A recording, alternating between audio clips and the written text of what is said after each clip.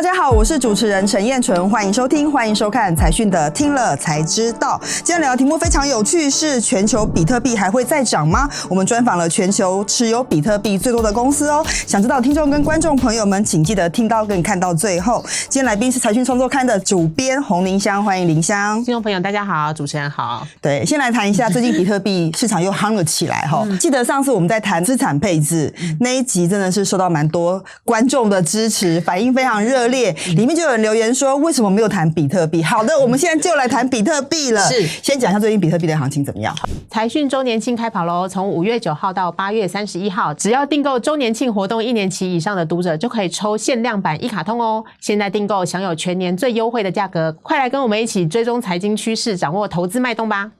今年比特币呢，就是挥别了2022年和2023年的一个阴霾啊。今年开始就一直在一路往上攻，最高的时候在3月14号的时候创了历史新高，冲破了$73,000这样子一枚比特币哦。那换算台币大概就是250万台币。那后来呢，因为其实中间有很多的杂音，所以呢它一度就是掉到了65000左右这样子。5月开始又开始整个又绝地大反攻，这样在我们在出刊之前，它又冲回了71000。做这个专题的时候就是在更新表格，然后也很关注这个行情这样子。其实比特币的行情上冲下洗，对于外面的旁观者来说，我觉得还蛮日常的啦，日常的。今年不仅站上了7万，当价格变多的时候，就会关注的人就变多。大家开始讨论说，比特币的热潮又回来了吗？现在是一个全民比特币时代吗？如果说要讲到全民比特币的话，我们可能就要讲到 ETF 这件事情了，这样子。因为其实今年啊，就是美国1月的时候，它就上档了11只比特币的现货 ETF， 香港也上去，它在4月底的时候也上档了6档，而且它上档是3档比特币、3档以太币的现货 ETF 这样。本来比特币一直都被认为是就是投资圈的一个非主流商品，科技界的人才会用的东西这样。但是现在进入了主流市场，进入了股市，机构投资人都可以去采用它，那它流入的资金量一定会更可观可期。联博集团旗下的一个研究机构叫伯恩斯坦，它预期今年呢加密资产会翻倍成长。目前的总市值就包括比特币啊、以太币啊，还有现在最近很流行的新的公链叫 Solana，还有其他像区块链游戏，加起来大概市值大概是$3.6兆，明年可能就会翻倍到$7.8兆了。表示说他其实对这件事情是还蛮看好的这样子。去年呢，灰度就是一个 Grayscale 告赢了美国证交会 SEC 之后呢，他推动了比特币现货 ETF 可以上架到主流的交易市场之外呢，还有就是币安这个全世界最大的那个加密货币交易所，它被纳管，它跟美国政府就达成和解，付出了天价的和解金这样子。从此他们就愿意说加密货币它应该要被纳管。以前大家都会担心被盗被害拿去诈骗，但是现在既然政府单位进来监管的话，除了美国之外，那我们这边中央银行也改变了对于加密货币资产的一个态度，然后甚至觉得说其实它还是有发展前景的。对，这其实我们一连串慢慢说了，因为其实这件事情蛮复杂，我们要一段一段分开来讲。为什么今年比特币会大爆发，或者是更受到关注，几个原因嘛，大家稍微简单的归纳一下。第一就是说政府正式的纳管，所以很多规范的事情在里面了。第二就是说连ETF 都可以发行比特币的现货 ETF 这件事情其实影响很大，变成它是一个真正可以作为资产配置的一环哈，一般人也可以投资了，不是说少数的币圈人才看这个产品，所以它都有助于比特币的推波助澜哈，整个大环境的改变。那其实这次我们刚好也采访了全球持有比特币最多的上市公司，叫做微策略，它的创办人叫做 Michael Saylor， 对不对？其实这次影响非常不容易，因为其实大家都想知道比特币行情的时候，他可以采访到这个人，他的观点是什么呢？对，我觉得他即便在美国也算是非常大胆一个策略这样。他在进入比特币之前，他可能大概就像罗素2000那样的一个小公司。他原本是做什么的？他原本是做商用 AI， 像他最大客户就是Facebook， 然后也有就是制药厂用他们的 AI 来练他们自己的 AI， 类似像这样的公司。I am the executive chairman of MicroStrategy. We're the world's largest public holder of Bitcoin. We're an operating company, a software company. We do business everywhere in the world. The year 2020, we had a very stable $500 million revenue operation, generating about $75 million a year in cash flow. We had a stable cash cow business and loyal customers, but our stock wasn't interesting to the capital markets. So we started thinking about a way out. We thought, well, maybe we can buy something that's high growth, but it's very difficult to find a high growth digital monopoly. And so as we were looking around, we discovered Bitcoin. And we thought if we bought some Bitcoin, that's the same as buying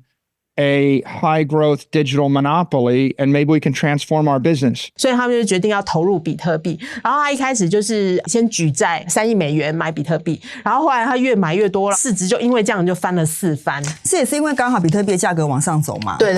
因为他从2020年开始执行这个比特币策略，当然中间他遇到一个很大的一个状况，就是2022年和2023年的那个一个大回档。对啊，他跟特斯拉一样，就是他们都是把那个比特币放在他们的长期资产的上面，公司的估值就会因为比特币而暴涨暴跌这样子。但还好后来其实他也有提到一个非常重要的关键，就是说今年开始美国的会计师开始可以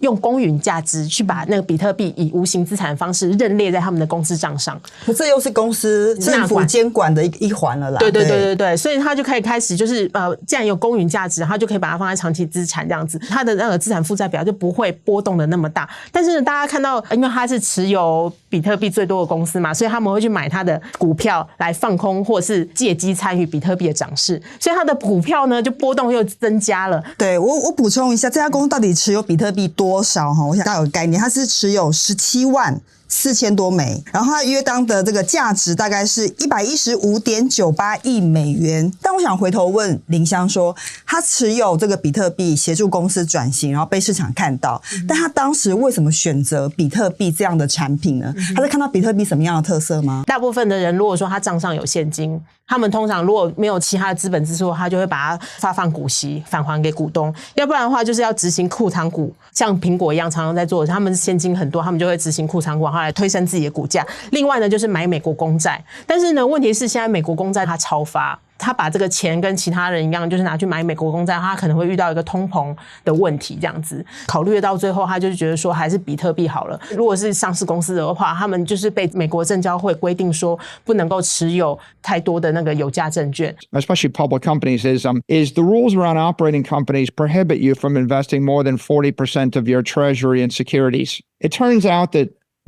typically government bonds are securities, but there's a waiver.There's an exemption for government bonds. So the law counts treasury bills as actually not securities. This is why, for example, Berkshire Hathaway has $180 billion of treasuries, or $190 billion in treasuries, and they don't just roll that money into the S&P index. So what is the power of Bitcoin? Well, Bitcoin isn't a security. Bitcoin is a commodity.It's property. So if I give you a treasury with $1 billion, you can buy $1 billion of debt that yields 3% after tax, or you can buy $1 billion of Bitcoin. But the real key is you just need something that will appreciate faster than the S&P 500 index.Then you'll probably beat the cost of capital and not underperform the cost of capital. 所以他认为说比特币不是证券，它是一种商品，是一种资产。而且他最近也是，但因为这个价格往上涨，他就跟着受惠啦。对，然后另外就是说他因为刚刚有提到说他是软体创新公司，所以其实比特币它不只是一个资产，它还是一个应用，所以他们就开始把他公司的业务开始往比特币去开发，往这个方向去转型这样子。其实他就认为说就是这个东西是可以有很多很多的应用，来帮助你的公司成长。所以他应该是打造一个比特币的生态圈的概念，因为我们现在最容易理解的就是说他一方面持有比特币，二方面他也开发比特币的相关应用面，就要把这个串起来。那他因为越买越多嘛，他现在变得最多之后，他有点像是可以决定市场方向一点点啦哈。我觉得还有另外一个原因是因为比特币它有一些抗通膨的特性啦，因为它跟其他的虚拟货币有点不太一样，这部分可以稍微介绍一下吗？是，就是我们现在知道就是加密货币除了比特币之外，还有就是以太坊啊、Solana， 还有就是泰达币啊、USDC 这些的。但其实除了比特币之外，其他的币都是无限的增发，只有比特币它是限定总量限制在2100万，这是中本聪就是他的创办人在一开始他设定出来的。其实那中本聪为什么他会想要创造比特币呢？就是因为当时他创造的时候刚好是遇到2008年金融海啸，那时候就是第一波量化宽松嘛，他们就觉得说美国这样子会有出现这种系统性风险的时候，然后因为美元是全世界的那个结算货币，全世界都因为美国的金融状况而出现的问题这样子，所以他觉得说应该要有一个去中心化，然后没有主权国家可以介入的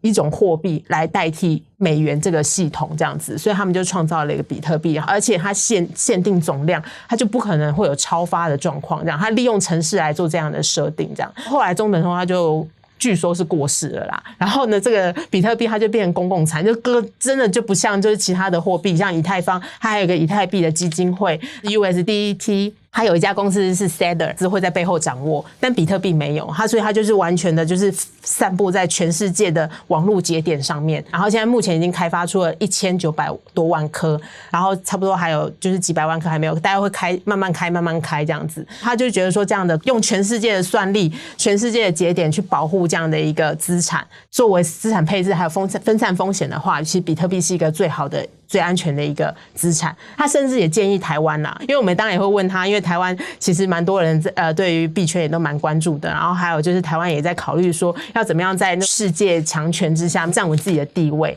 那他就建议说，不管是我们的国家还是我们的国人，我们都应该把我们的资产配置一些在比特币这个最去中心化、最国际化、流动性最高的这样的一个资产上面。There's an interesting game theory situation. If you have $1 billion and it's in your pocket and I have a gun to your head, I can just shoot you and take the $1 billion. But if I have a gun to your head and you have $1 billion of Bitcoin and I shoot you, I'm getting none of it. So when you're in a confrontational situation and someone has portable digital capital, there's an incentive to negotiate. If you have digital capital, you can just pick up and leave with your capital or move the capital somewhere else, or you can use it to influence an ally to help you, right? I might very well say to Singapore, or say to New York, I'll put my capital in New York if you protect me politically or militarily. So it's very, very wise to invest your capital in cyberspace because it keeps all your options open.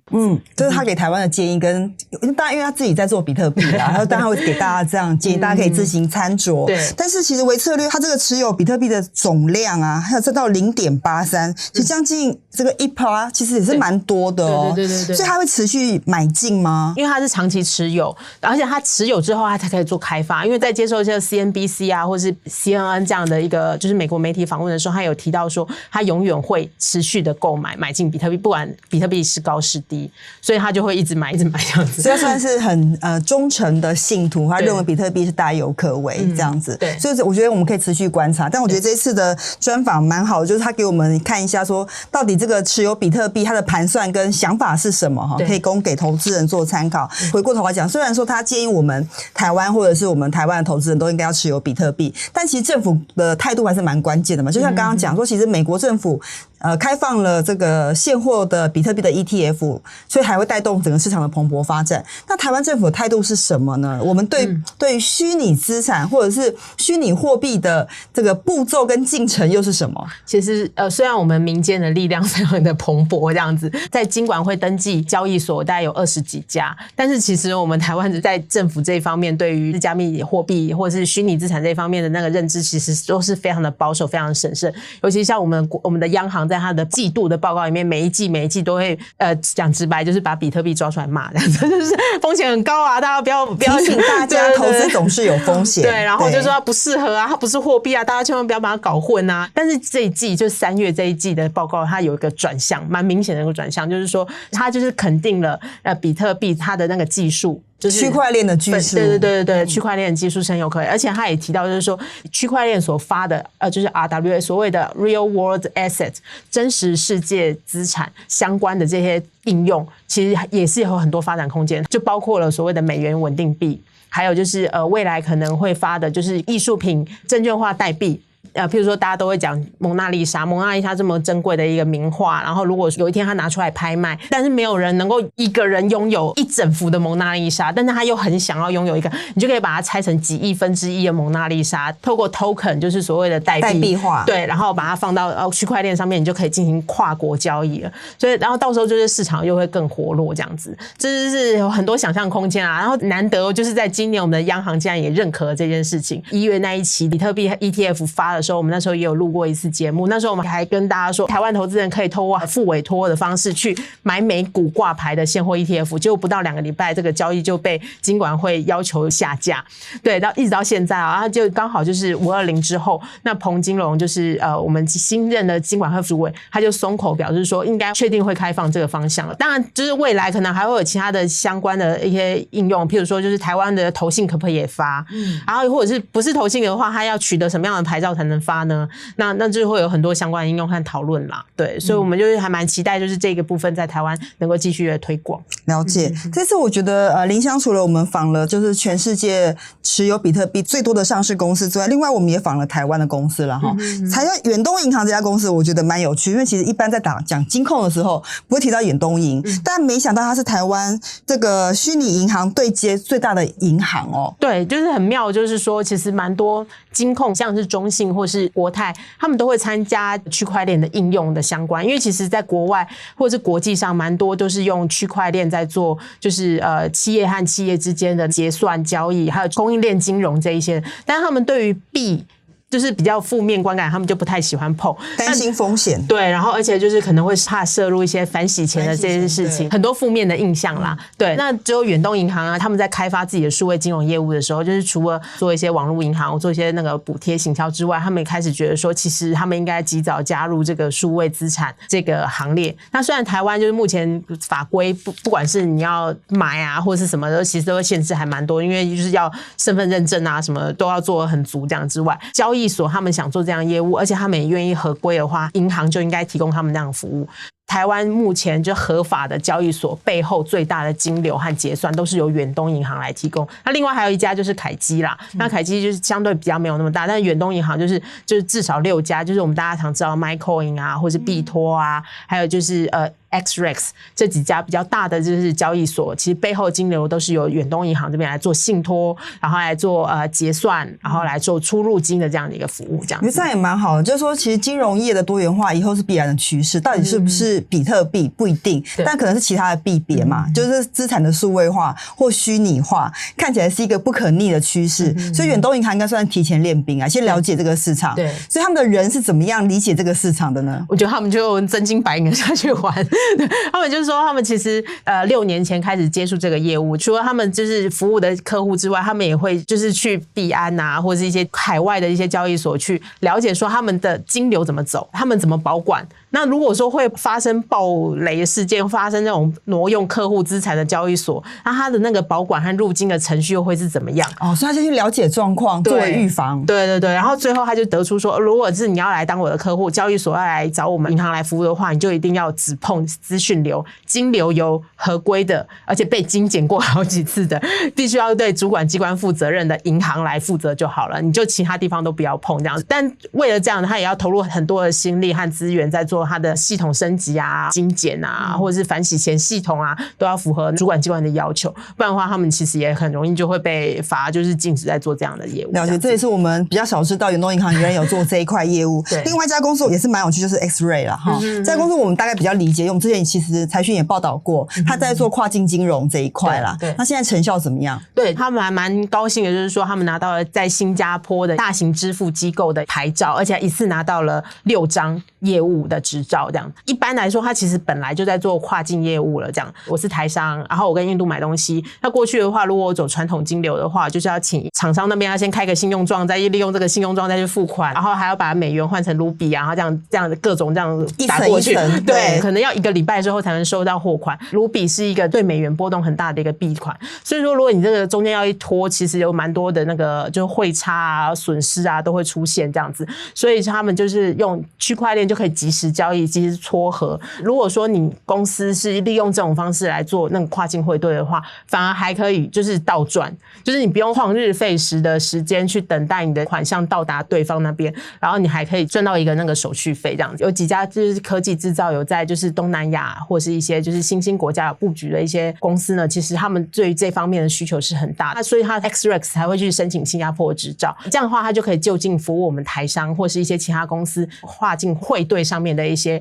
款项的收支。他拿到了这个大型的执照之后呢，他已经打进我们台湾的上市柜公司了。了解，其实对于台商来说，东南亚的资金转运跟这个调配中心都在新加坡啦，所以用这种方式，它对于跨境的汇兑的往来有蛮大跟及时的帮助。我觉得这也是对传统银行业会带来蛮大的挑战，这就是新科技跟传统业务之间的这个拉锯啦哈。我觉得这也可以回到讲说为什么远东银行要关注这一块，因为他也会担心很多的新兴业者跨进来之后的跨业竞争会带来市场不一样的挑战。那其实这一期的这个财讯的712期，我们其实内文完整了报道了比特币现在的状况，而且也扩散出来到虚拟资产到底该怎么配置。那其实对于很多投资人来说，虚拟资产这件事情可能是一个一直在观望不敢进去的一个投资领域，但我觉得这个趋势已经在持续的发展中。你虽然不见得现在要进去，但我觉得还是要了解，但不太好懂啦哈。有时候我们在讲的过程中可能很多专有名词，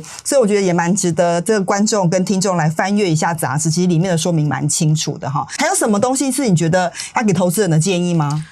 就是最近的币市又开始5月中这一波的上去之后呢，可能就会又有一个停滞，就是大家期待9月香港先上以太币的 ETF 嘛，那现在在观望就是9月的这一次SEC 美国这边会不会也上以太币的 ETF， 那到时候如果它有过的话，可能又会有一个比较大的行情，那我觉得大家可以关注一下，不用急啊，就是不要 all in 啦就是像我们有访问那个葛如君，就是我们大家知道的宝博士，他就即便是他这么资深的一个就是币圈玩家，他都会提醒说大家要保守以对，顶多就是1到5% 左右的那个可动用资金，而不是你总资产的1到5%，是你可动用资金里面的1到5% 放进去就好了，这样子，然后就参与一下市场，感受一下这个加密世界的一些不同的景象，体验看看，就蛮有趣的这样子。对啊，投资工具越来越多元，我们必须要再更为小心谨慎了哈。好，接下来我们回复一下财团在听了才知道第189集，一天成交46万张，大同转型受市场青睐吗？还是遭股东出货里面的留言？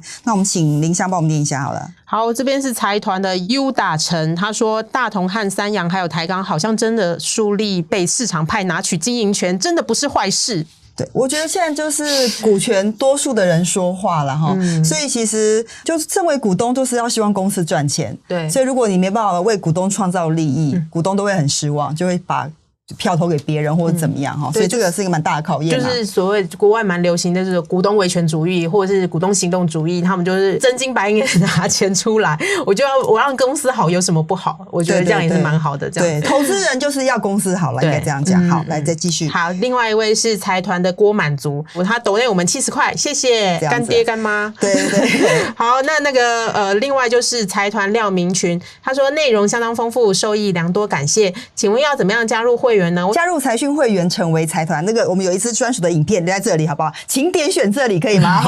对，就麻烦了。我们有专门的说明来，请你来参考一下哈。今天的节目到这里告一段落，非常感谢林香的分享。如果你想了解更多的内容，欢迎订阅我们的频道。如果你也认同我们的理念，欢迎加入我们的频道会员。听了才知道，我们下次再见，拜拜。